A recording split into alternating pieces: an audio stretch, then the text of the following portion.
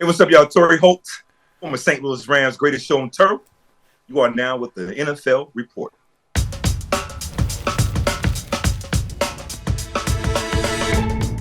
Welcome to the NFL Report's first edition, Steve, playoff edition. James Palmer, Steve Weich with you on a Tuesday evening. If you're watching this program, we have tremendous guests. Our insider, Mike Garafolo, is going to give us everything about the coaching carousel that is happening right now. Is Bryce Young helping or hurting the Panthers in their search? And Jeff Chidia will join us. Is Tua or Trevor Lawrence, Steve, worth a big contract? We'll find out. Also, Phil Perry from NBC Sports Boston, friend of the show. What's happening in New England? Does Mike Vrabel's departure from Tennessee now play a part in what's happening in New England? Steve, I'm very excited. It's Wild Card Weekend. I'm going to be at Arrowhead.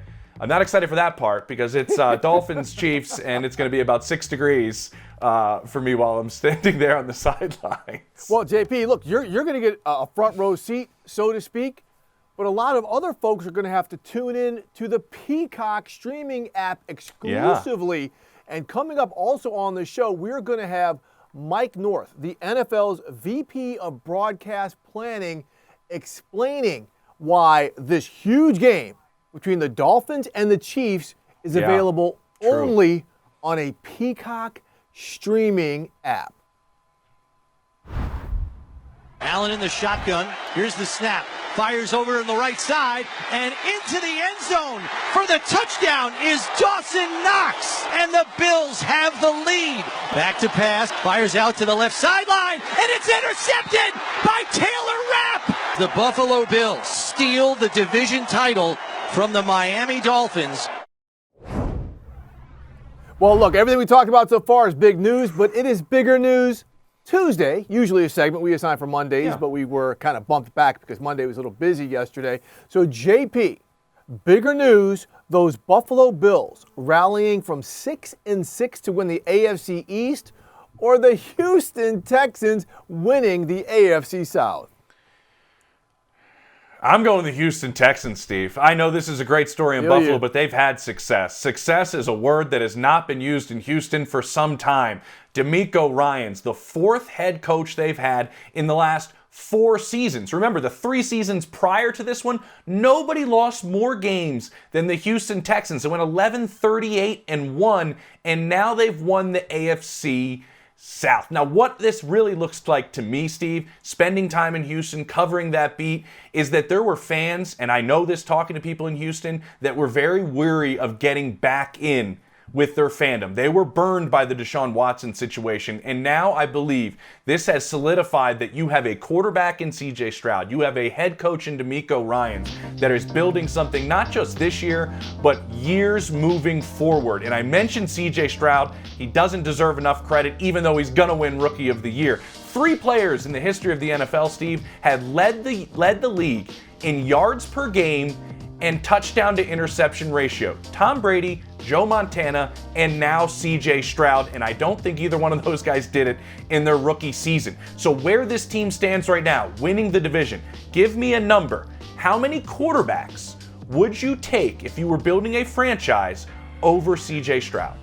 Wow, it's interesting. 5, maybe 6. 5, and I'm talking about guys, like Lamar Jackson, like Joey Burrow.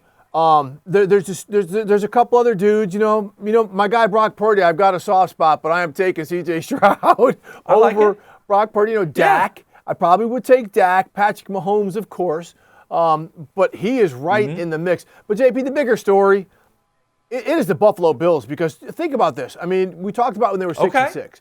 People were talking about their head coach, Sean McDermott, being out of there. Like let's get him out of here. Good point. What's going on with Josh Allen? Von Miller, what's the deal with him? There was just so much chaos and controversy around this team. And then that's when you planted your stake in the ground and said, this team is going to be the most dangerous team should they get into the playoffs. It was after they lost to Philly, and I was there. And that is exactly what's going on, because they're playing a physical brand of football. What we saw them do against the Miami Dolphins when Josh Allen was trying to give that game away in the first half with all of those interceptions, and the defense, which was battered and injured, showed up, and they started running the football. Gabe Davis, the wide receiver, and a friend of the show, goes out with an injury. Josh Allen says, I'll take it and run it. Sneak, big runs. Their style of football and what they've done is going to get them through the playoffs. Look, they play host now to the TJ Wattless Pittsburgh Steelers. We think Buffalo's moving on to the next round, JP. You called the most dangerous team, and someone is about to find out. All right, number 2, JP. Let's get this. Since we're talking about teams that were surging, let's talk about the team where the parachute hasn't opened when they pulled the ripcord. Bigger news. The Miami Dolphins' injuries and failures down the stretch when they should have clinched the AFC East weeks ago, or the Philadelphia Eagles, who just seem in full-blown freefall.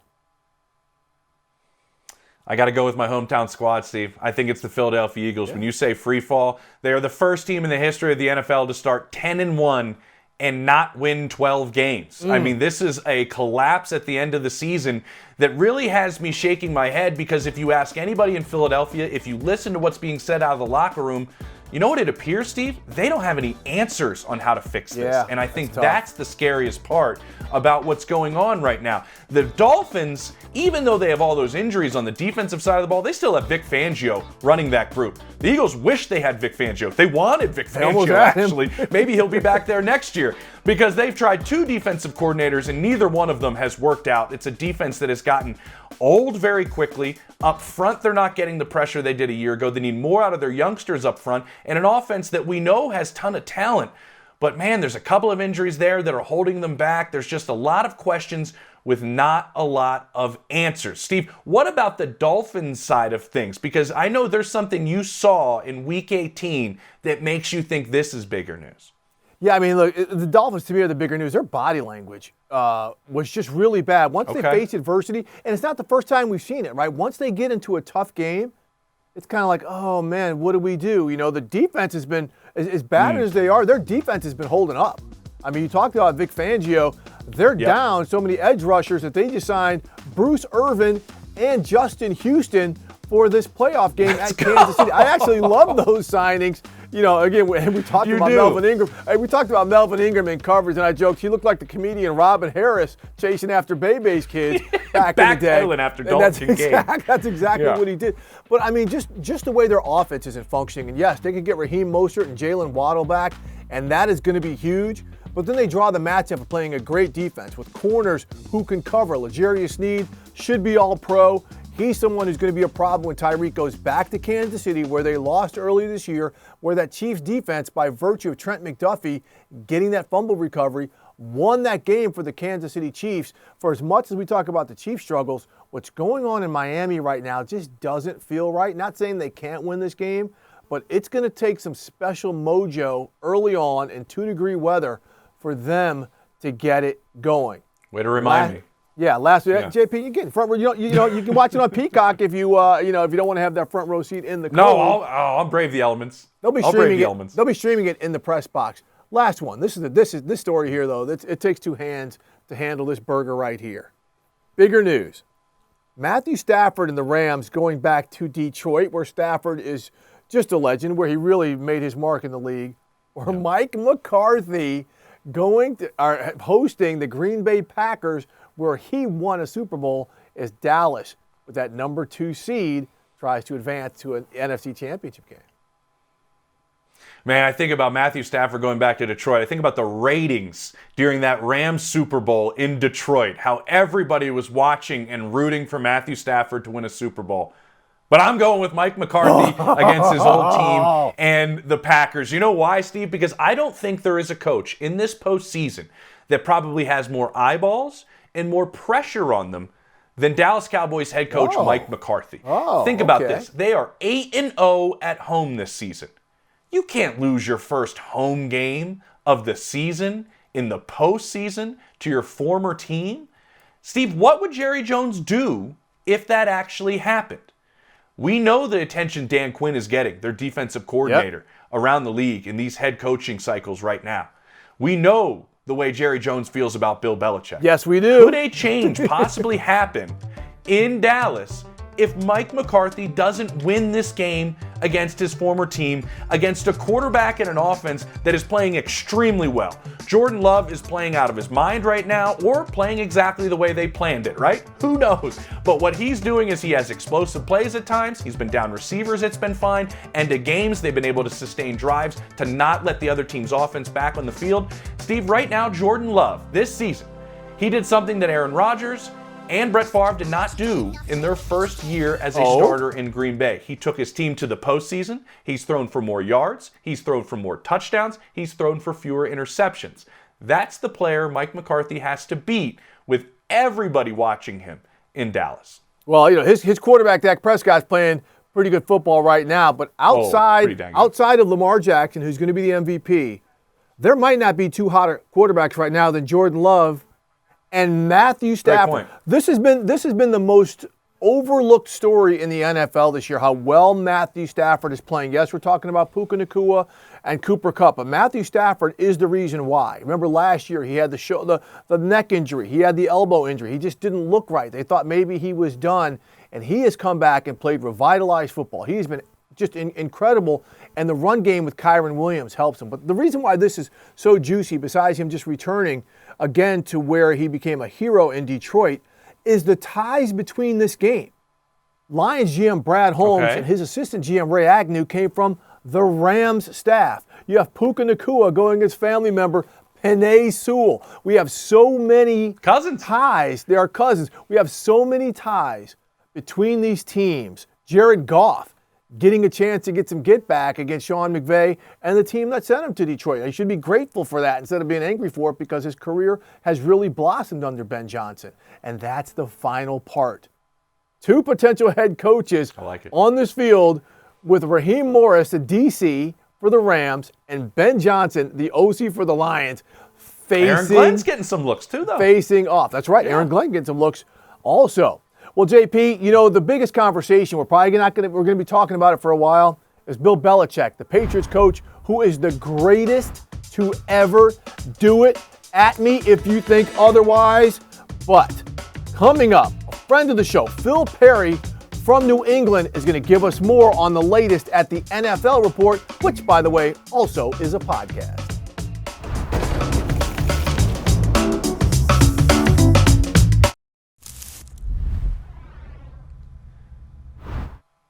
Welcome back to the NFL Report. James Palmer, Steve Weich, once again with you with an old friend of the show. I got to see him in person recently, and it was tremendous. Phil Perry. He sits top row of the two-story press box in New England. I'm not entirely sure because the angle's not great up there, Phil. I don't know why you like it, because we always are bending down all the time to see everything. You don't see the big new screen from up there. Why do you like sitting so high?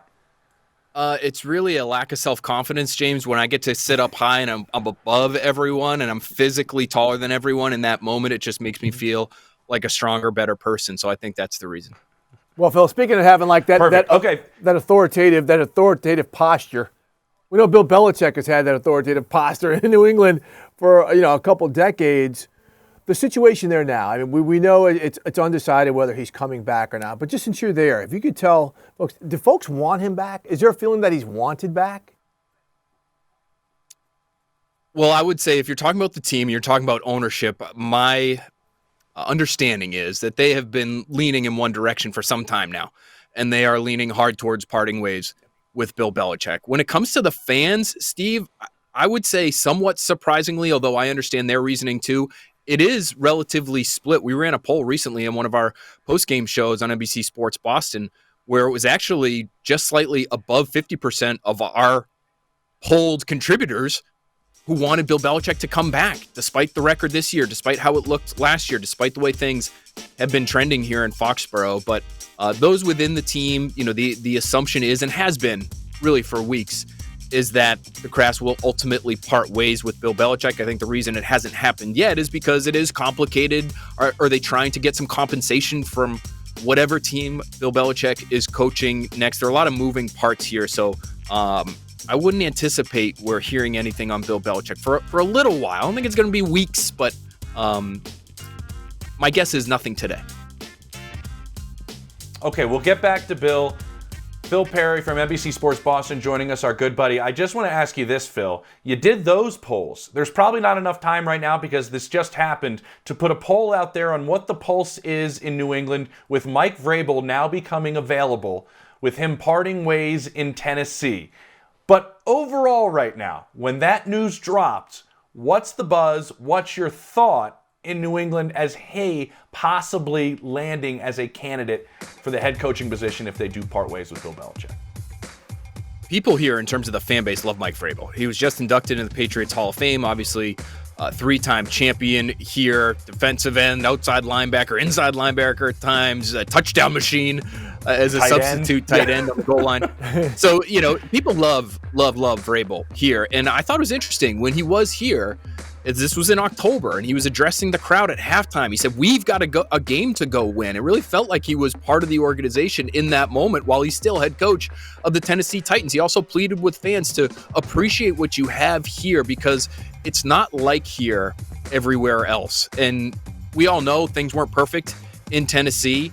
I wonder if Mike Vrabel is the kind of fit that the Crafts would like to have in that head coaching role, because they are, if they are parting ways with Bill Belichick, do they want someone who wants a lot of control? Because even though Mike Vrabel wasn't the general manager in Tennessee, it does seem as though he's clashed with a couple of general managers there now. And if he were to come to New England, New England's been a place over the last couple of years where ownership clearly has wanted a more collaborative process between the front office and the coaching staff. And Bill Belichick obviously is GM and head coach in one body here, but they've wanted more input from people around Bill Belichick over the years. Would they be getting somebody who is going to meet them on some of those requests, some of those demands I'm sure that they'll have of whoever's coaching the Patriots next, in terms of being willing to collaborate and providing the kind of transparency that I think they would like after Bill Belichick is gone? That to me is a significant question, because I think Mike Vrabel, again, I think he wants to be heard. He wants to have his say, and he is, even though he's a younger guy and a very different personality from Bill Belichick, he's a little bit old school now. I don't think we're talking about a quote unquote player's coach. So it'd be some tough love continuing here in New England if he were the next guy. Steve, I just wanted to jump in real quick and ask you this, Phil, because I found it interesting. You brought up him getting inducted into the Patriots Hall of Fame, and I remember that game. It was a bye week for the Titans. He sat with Robert Kraft in the box, in Kraft's box. A very rare occurrence for a current head coach to be sitting with another team's owner in a box. And I'm just kind of curious, when I look at that, and it's because of his connections to, obviously, New England, do the Patriots, if they move on from Bill Belichick, do they want somebody outside of the quote-unquote family, right, or they are still looking towards just what they're used to, because those are the names that we really only hear keep coming up? It's a fair question, James, especially the way things have gone here of late. There is a section of the fan base that would say, please, Kraft family, just clean house. Just get everybody out and start fresh. Unfortunately for them, based on conversations that I've had with people who know the Crafts and understand their thinking and how they might go about this, if and when they're replacing Bill Belichick, unfortunately for that section of the fan base, I think they're going to be disappointed, because I think wherever the Crafts go next, both at head coach and general manager, it's going to be with someone with whom they have a relationship. They are, in my opinion, not going to be meeting someone or finally getting to know someone for the first time during an interview process and then all of a sudden give that person the keys to the castle, whether it's as head coach or general manager. So whether it's Mike Vrabel, Gerard Mayo, to me, is still the odds-on favorite to succeed Bill Belichick if the Crafts end up moving on, or in the front office. Elliot Wolf is very well liked, very well respected. He's the director of scouting here right now, or Dave Ziegler, who is now available, former general manager, we know, of the Vegas Raiders. He still has a good relationship with the Kraft family. Those are the kinds of names that I would anticipate they're looking at whenever Bill Belichick moves on. It's just so interesting you say that, Phil, because if they're going to keep things the same, why get rid of them unless it's just kind of an individual clash? Now, I won't even say clash, like a difference, because if they're going to stay in that lane, then why get rid of Bill? So that's a fair point, Steve. What I would say is you are going to get something different. If those two names that I just brought up that I think are pretty good bets to be elevated. Again, we'll wait and see what the Crafts ultimately decide. But Gerard Mayo, if you know Gerard Mayo, couldn't be any more different than Bill Belichick personality-wise. Now, he obviously played under Bill Belichick. He has now coached under Bill Belichick for some time. But I think it would be a mistake to assume that he's going to handle relationships in the building the same way, that he's going to try to shape the culture in the same way that Bill Belichick has tried to shape it over the course of the last 2+ decades. So you're going to get a very, very different person, a different coaching style, and I would say even a different approach to modern football with Gerard Mayo if he ends up being elevated. And the interesting thing with Elliott Wolf, although he has been here the last several years in a couple of different capacities in New England, he's really not a Belichick guy, quote unquote. He cut his teeth in Green Bay and worked his way up the ladder there, spent some time in Cleveland. So he has a little different background than some others who really been raised at the foot of Bill Belichick and really as professional coaches only know one way, and that's the Bill Belichick way. So those two guys in particular, I think, would give the Patriots something much different. Phil, I don't know if we're past this. I don't know where they are in terms of meetings between the Crafts and Bill Belichick. But when they do meet, or if they have met, I don't know how many they've had, how much of the quarterback position do you think plays a part, or is this above that? Like saying, does Bill need to present a plan if he were to stay on what he would like to do with the position, or is this just even above the quarterback issue that's been there in New England? I think it goes above and beyond that, James, although I think it's a key piece to why Bill Belichick will eventually be moving on, in my opinion. I mean, you just look at the draft in general, whether it's the quarterback or anywhere else. Over the course of the last decade, the hits in the first round are few and far between. It looks like they got one. It looks like they got one this past spring. And Christian Gonzalez, he played in 4 games. But again, go back over the years, Malcolm Brown, Dominique Easley, Isaiah Wynn, and Sony Michel. I mean, it has been, not even mentioning N'Keal Harry, it's been a rough go for Bill Belichick over the last 10 years. In the draft. So that's an issue. And would he be willing to give up any sort of personnel power if he were to stay in New England? He was asked that question the other day in his season-ending press conference, and he made it sound as though the tone, that he used in his answer made it sound as though he might be willing to budge there, but he really didn't say he would be willing to budge. And he'll tell you, I am willing to listen to anybody who's around me. And I've got a lot of people who are around me who are helping me. I can't possibly scout all these college players over the course of the year. And he's right. But these decisions are ultimately his decisions. And so I think that's going to be a big piece to why the Crafts end up deciding whatever it is they decide at the quarterback spot in particular. Going back to that draft, 2021, I was told, was Bill Belichick, completely sold on taking Mac Jones at 15 overall that year in the first round? The answer would be no. But it was still his decision.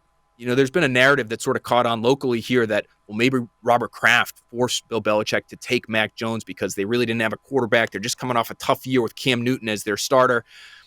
Not the case, is my understanding, at least having spoken to people who were in the room that night. They all decided, is he maybe Andy Dalton, and is that not necessarily superstar quality? Yes, that's essentially how they thought of him, but they also knew if we don't take a shot on a quarterback, we'll never hit. We're in quarterback purgatory. That's the word that was used in recent conversations that I've had with these people. They thought they were in quarterback purgatory and they needed to take a shot at a quarterback, and Bill Belichick was included in that decision, and he was the guy who ultimately pulled the trigger there. So drafting him, not developing him properly, surrounding him with the right pieces. I think all of this stuff will factor into the Crafts decision, but it goes well beyond the quarterback spot.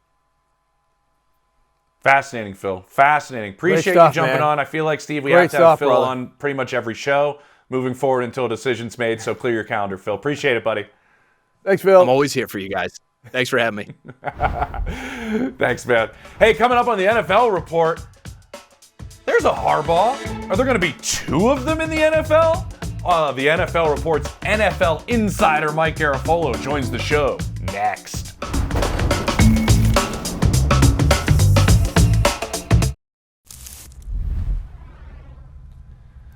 Welcome back into the NFL report. James Palmer, Steve Weich with you, and here are your head coaching vacancies right now. The one at the bottom, Mike Vrabel, just happened on Tuesday as he departs the Tennessee Titans, and Mike Garafolo, the NFL report's NFL insider, joins us now, and Mike has been all over every aspect of these coaching searches, and there's one name that had just won a big game in the college football world, Mike. We'll get right to it, and Jim Harbaugh. I just have to ask you, because I've been watching you crush it on NFL Network. Nice little, compliment from your boy here. And what you have to say about Harbaugh and the situations that he's walking into and the situations these teams are walking into by wanting to look at him and have him be a potential candidate. I'm just curious, they know who he is. They know he wins games. Do you just let him be who he is? Or do any of these teams try to, change him? Do something? How does the search go when you know so much about a guy that's so complicated? Well, a lot of teams don't know that much about him. Right. I mean, they've heard things from afar, and that's part of the process is having those conversations with those who have worked with him before and the organizations that he's been with, certainly in this case with the 49ers that he's worked with. We know how things ended there with the 49ers. That last year, I remember it was week 1, the reports were coming out that this was going to be Jim Harbaugh's last season with the 49ers. Like, how do you exist as an organization for that entire year? So the feedback they're getting is it's not all negative, right? I mean, Jim Harbaugh won a lot of games. He went to the Super Bowl. He almost won the Super Bowl. And the year before was in it against the Giants in an NFC Championship game that they could have easily won if not for a few mistakes in the rain that day. So you're going to get feedback if you're going and asking people who have worked with Harbaugh before that if you want to win ball games, yeah, that's great, but don't expect that you're hiring this guy to be your coach for the next, what's it been, 15 years? John Harbaugh's been with the Baltimore Ravens. That Harbaugh's a little different than this Harbaugh. He's going to wear out his welcome eventually, but in the meantime, you're going to win games. So I keep saying, of all these openings right now, the one that to me makes the most sense for him is the LA Chargers because they've got the makeup of a team that can compete right away, particularly at the quarterback position. Okay. I wouldn't, if you're looking to hire Jim Harbaugh and you are a team that is looking to draft a guy and maybe rebuild in a lot of the ways, like let's say they're doing in Washington, that doesn't seem to be a good fit to me. So we'll see where it goes. Okay. But if I'm Jim Harbaugh too, I kind of look at it and say, hey, the Chargers are ready made to win right now as well. So to me, that would be the one that makes the most sense. Yeah, it's nice. Yeah, it'd be interesting because they've got the quarter. We know Harbaugh's a builder and rebuilder of programs. They got the quarterback, but their record says that program needs to be built back up. Here's an interesting one because, of course, he's been tied to the Raiders as well. He hired Don Yee as his agent. Don Yee was Tom Brady's agent. Brady's got the relationship with the Raiders.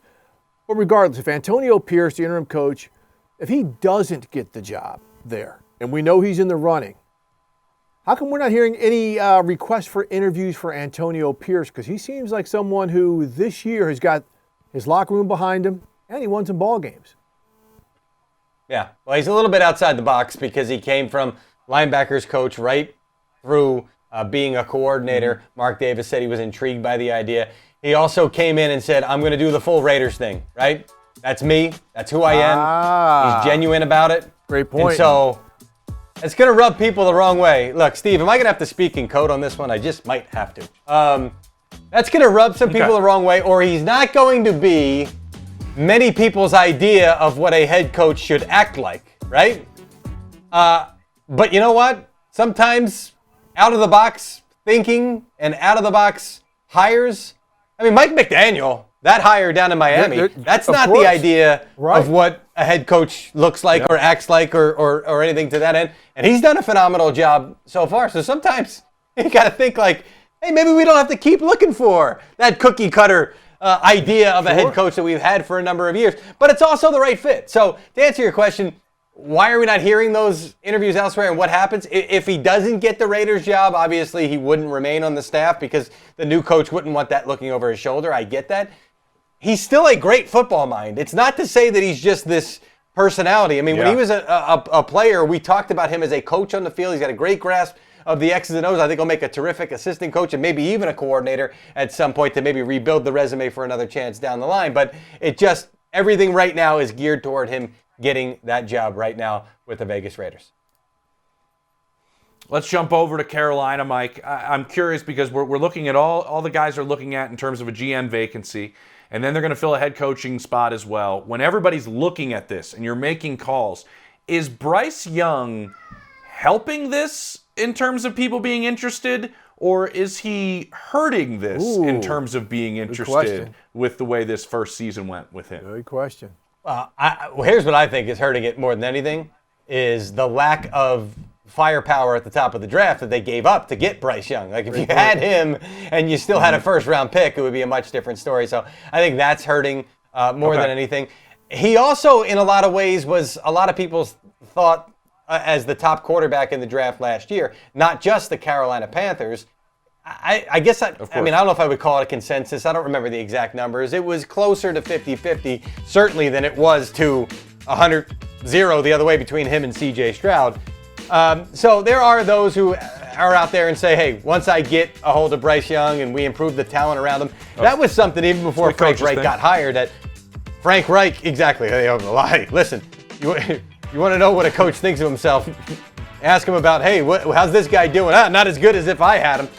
You'll get that a lot, sure. But even before Frank Reich got fired last year, the notion amongst the staff there and the personnel people there was, well, just wait till we surround them with talent. So that'll be the belief for whoever winds up taking this job. There is interest in it. I thought coming into the hiring cycle that this was going to be one of those, I'm not touching that with a 10-foot pole because of what you're asking me about with Bryce Young. And also David Tepper, because a lot of people may be seeing some stuff from afar and not know exactly what he's like to work with him. But there is reciprocal interest in this job, maybe a little bit more so than I thought there was going to be.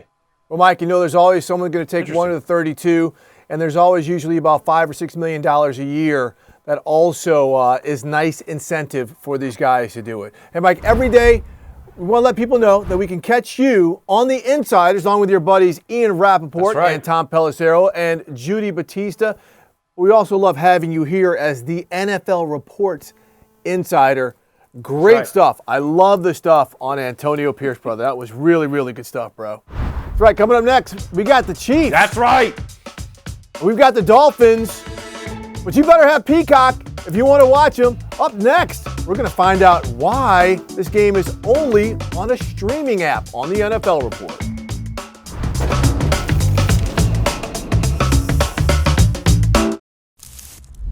All right, welcome back to the NFL Report. And those of you watching, you can see the Super Wildcard weekend schedule. We got Brown Texans Saturday. Saturday night, Dolphins Chiefs, 8 p.m. on Peacock, the streaming app. That is exclusive on Peacock. Of course, Steelers Bills, Packers Cowboys, Rams at Lions, Eagles and Buccaneers. And here to explain more on how the schedule was put together and some of the other machinations, we have the NFL's VP of Broadcast Planning, Mike North. Mike, thanks for joining us. And first off, Mike, I thought there was going to be some wizardry board behind you, but all we're seeing is some articles in a Michael Sam jersey, man. We thought there was some crazy, metric computer behind you that made this happen. There's another room with our scheduling board. Although the truth is, the scheduling board is it's a relic of a bygone era. You guys both remember Val Pinchbeck, who used to literally build the NFL schedule one game at a time, one tag at a time. So much more of it is done now, with the software trying to take into account factors that we never could have considered back in the day. And, we're doing our best. I'm not sure it's perfect, but seems to be hitting most of the right buttons. If you think about this season, most of our network partners, viewership numbers are pretty good. Had some real kind of high watermarks with like that Chiefs-Eagles Monday night game or Thanksgiving or Christmas again. There's been some real good stuff and excited to see it start to pay off now in the postseason.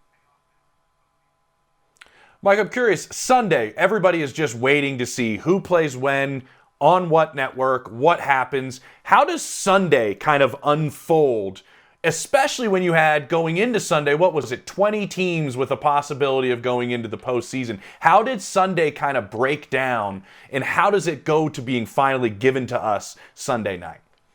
Yeah, well, remember, it's not even just Sunday, right? It starts on Saturday. We had two pretty compelling games on Saturday afternoon. Kind of use Saturday as those, call them an appetizer, a little amuse-bouche, if you will, a little win and get some help or play to stay alive, something like that. So Pittsburgh's a great example. They were the perfect Saturday game. They had to win. They knew that. And then they needed help. And they needed either Jacksonville or Buffalo to get beat on Sunday for them to know that they were playing.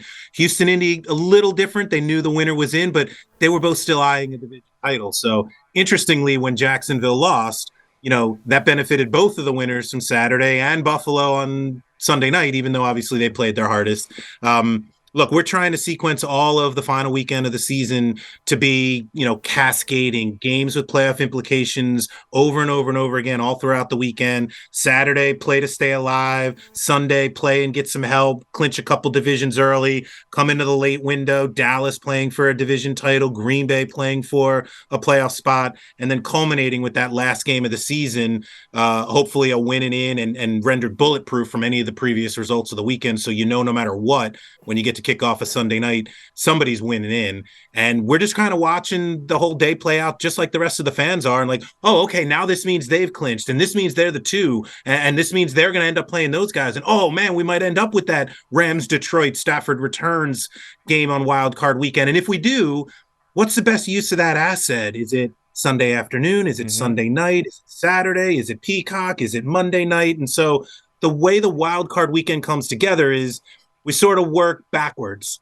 We work backwards from Monday. We've been doing the Monday night wildcard game. This will be the third season, and that creates obviously some extra uncertainty. You win on Sunday of wildcard weekend. You don't know yet, maybe, who you play on divisional weekend. That's new for us. So having the Monday game be a 4 seed versus a 5 minimizes the uncertainty. Everybody else knows what they're doing, and somebody's going to play the winner of the 4-5 game on Monday. So we like a 4-5 game on Monday night.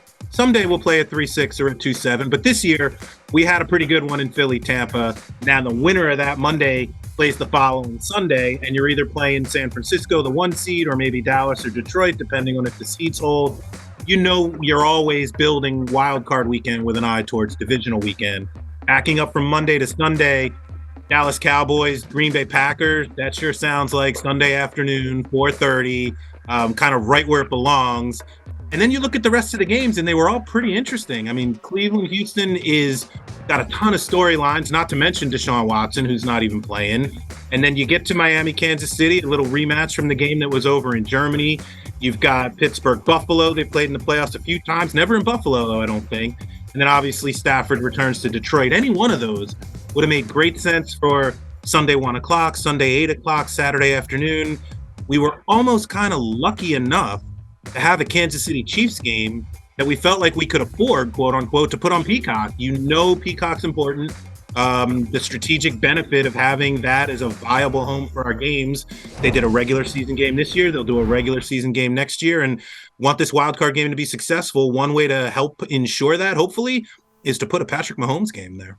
I was about to say, let's stay right here on this game because it is exclusive. You've seen some of the talk about it. 11 Pro Bowlers in this game, not just Patrick Mahomes. I mean, this is a star-studded of a game as we have this weekend, but the decision to put it on the exclusive streaming app has created controversy. We can't see it on cable. We can't see it on network.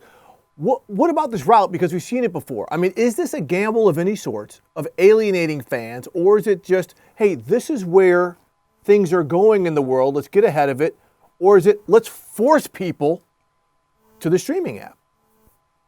Yeah. Force is a tough word, but I think your first 2 points are right. Is it a bit of a gamble? I don't know if I'd call it a gamble as much as an experiment. And is this where television and sports viewership is going? I think so. I mean, I think you're hinting at it. You're alluding to it. Think of what we've done over the last few years, right? A couple of years ago when we put the Thursday night package exclusively on Amazon, there were the naysayers out there like, I'm not going to get that streaming service. I'm not going to watch Thursday night football. The NFL's making a terrible mistake. The Thursday night package on Amazon this year performed really well, comparable to broadcast network. They average 13 million people watching every week. That sounds like a network television broadcast home for NFL games. So I think we can put Amazon in the success category. It wasn't that long ago that when we moved a wild card game to ESPN, and everybody said this is a horrible mistake. Right. You're taking it off of free television onto paid services. And ESPN's obviously here to stay. And in fact, they're moving to the divisional round. So now ESPN, simulcast on ABC to be fair, but ESPN's got a wild card game and a divisional game for the first time ever. And if you go back even further, I mean, some of us are old enough to remember when we first put NFL games on cable, when we first put that Sunday night package on TNT and ESPN. This is the late 80s, and everybody thought that was going to be a terrible mistake, and it sort of seemed like those broadcast outlets were going to be viable in the future. Is it a bit of a risk? Yeah. Is it a bit of an experiment? Definitely. But it sure seems like this is where things are going. Who knows what the, terrestrial linear television world looks like 3 years from now, 5 years from now, 8 years, 10 years from now, when we renegotiate our media deals. Right. Find that some of these streaming services not only are viable but even really preferable. So I think this is more just about kind of seeding the marketplace. Certainly we've got some work to do to inform the fans and make sure they understand this is truly streaming only. It's not going to be on over-the-air television unless you're in Miami and Kansas City. As you guys well know, the games are always on free over-the-air television in the markets of the competing teams. But yeah, look, is it going to do 25, 30 million people? Maybe not, but is it going to be the most streamed sporting event in history? We think so. We just accomplished that goal with the Amazon game with the Seahawks Cowboys just a few weeks ago. I think we're going to find that this Miami Kansas City playoff game on Peacock is going to be the most streamed event, most streamed sports event in history. And that'll be another bar for us to try to climb over in the future. And Mike, one thing we found out about NFL fans, if they want to see a game, they're going to see a game. If they want to get to a stadium and see a game, they'll find a way. So, Mike, we appreciate you breaking down so much of this, and especially the streaming aspect of it, because we here at the NFL Report are a streaming show as well, and we like the fact that we're exploring this frontier. So thank you so much, Mike. And the fans are finding you, right? The fans are finding you. It might take a little social media engagement. It might take a little word of mouth, and some of us may need help from our kids to download the right app, but this is where the content lives. Maybe, Mike, you could lend a hand in some capacity. That'd be great. Yeah, happy to. All right, appreciate you, Mike. Take care. Have a good wild card weekend, man. All right, coming up, Josh Allen and those Buffalo Bills. They're an exciting team to watch, but what Josh Allen are we going to see in the postseason? The one who gives up the rock or the one who makes us want to watch? We'll have more for that on the NFL Report. And also listen to the podcast wherever you get your podcast.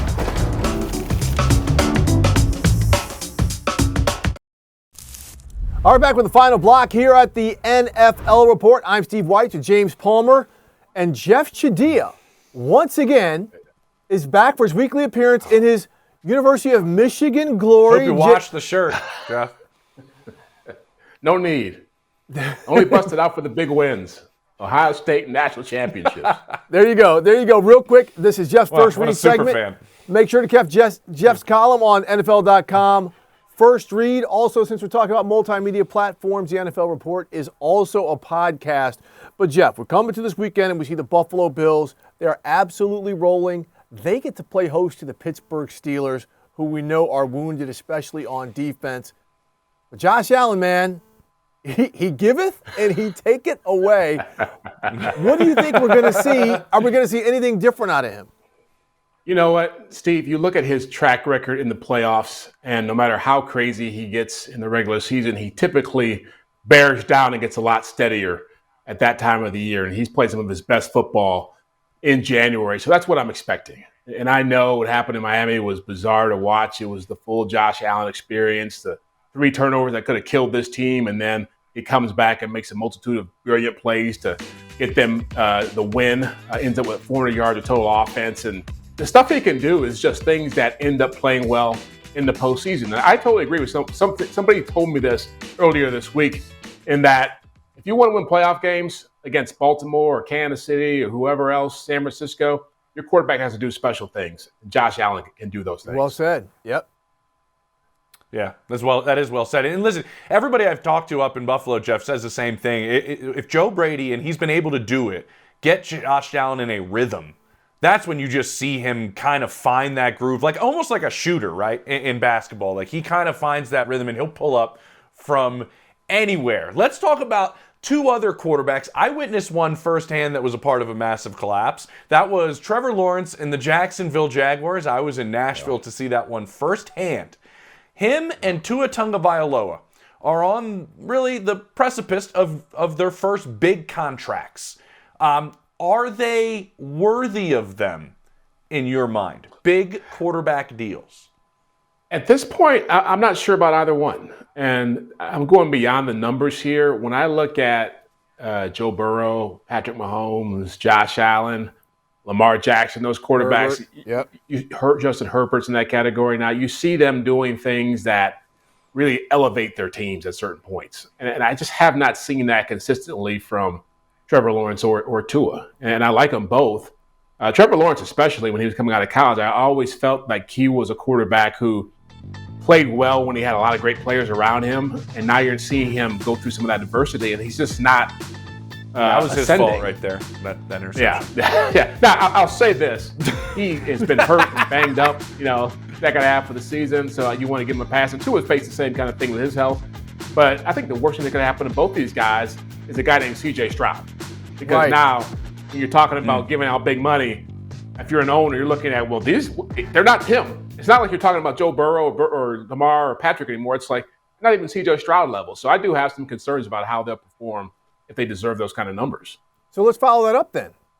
What do you do without him? That's what I'm saying. Like, do they get the Joe Burrow contract? I don't know. But it's like, okay, if we were to kick them out of the door, we could be in the same situation that a lot of these other teams are, who are just hoping to find it. So is that more of the conundrum for a general manager approaching a decision like this than anything else?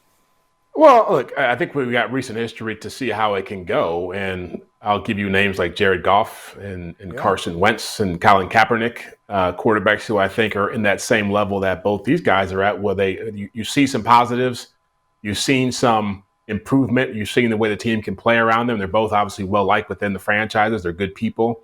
But then you start paying them those kind of numbers, and if they don't perform, it can have a huge negative effect on your franchise. Say what you will about Josh Allen, and he's probably the best example you can give of a guy who can frustrate you and make you exhilarate you at the same time. But he's done it in the playoffs, and he's got that look in his eye when the eyes get big. And I haven't seen that again from Tua or Trevor Lawrence, and those limitations should be a big factor in those negotiations.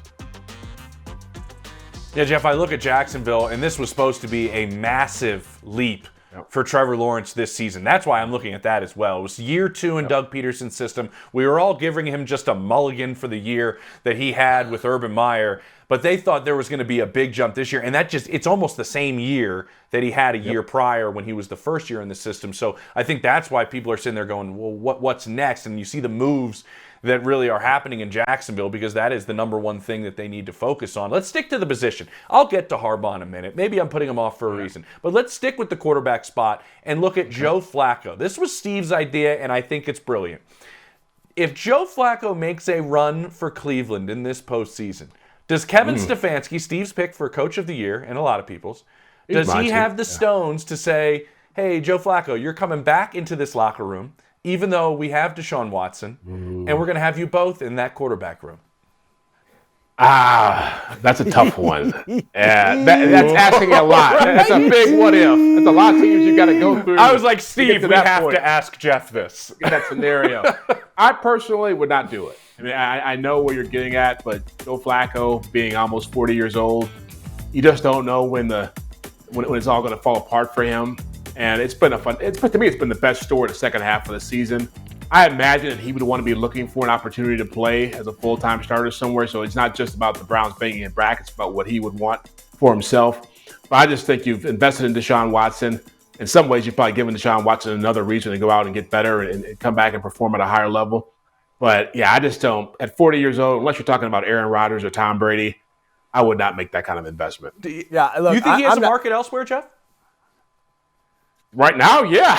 If you're talking about team to need quarterback, I think he could go start for someplace next year easily based on what he's done. Well, at least you bring him in as reliable backup. But I tell you what, he has won the hearts of the folks in Cleveland. And that game against the Houston Texans, the storylines are awesome, and he is leading that case. Jeff Jania, thanks so much. We're not going to get to Jim Harbaugh. We'll talk about him later, so JP, you are spared. Yes. We're going to promo our show because on Thursday, we are back at the NFL Report. Remember that it is also a podcast. You can get it wherever you get your pods. But also, if you're watching on television, you can find us on Peacock, Roku, Tubi, Pluto, and other free streaming apps. Again, wherever you get your podcast, the show comes off fantastic as a podcast. But on Thursday, we are loaded. We are going to have Deebo Samuel. We are. We are going to have Andre Reed, the Hall of Fame wide receiver. Go. We have so much coming up. We have some more guests. We're not going to tell you all of them. But JP, we'll see you Thursday. We're back here at the NFL Report. Wild card. I will take the home team in this one, 27-25. I took the home team in the last game. I do think it matters in this particular matchup. This is where my stomach and my model do not agree. End the misery. Get it done this Sunday. But that's why we do it, because we want to be mean. Recency bias is real. Like, don't fall victim to recency bias. Stay away from recency bias, all of you.